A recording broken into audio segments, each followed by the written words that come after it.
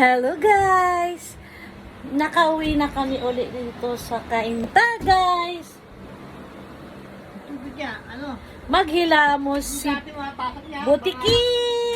Ayan. Ayan na si Butiki guys. Ayan, si Butiki. Ayan.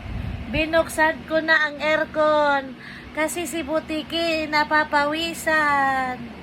Ayan. Ang sarap ng tabi niya, kay lolo dad niya.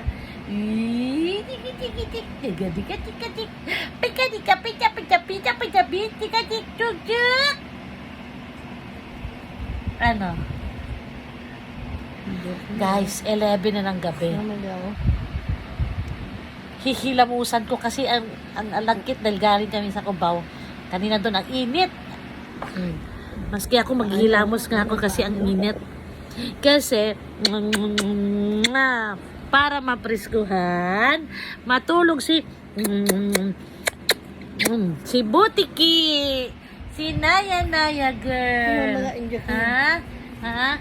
Wala siya sa mood guys kasi sinaksakan siya ng 2 injection, left and right na binti. Kaya konting galaw mo lang, nagwawala na siya, iyak ng iyak. Tapos medyo may sinat siya, pero hindi naman lagnat. Pero nakainom na siya ng tempra. Pakita natin injection mo, patikita natin. Tingin. Sana. Saan? Ayan guys, so injection niya, oh. Ayan, oh. Ayan, oh. Ayan, oh. Antigas. Ayan, oh. Ayan. Ayan. Ang isa.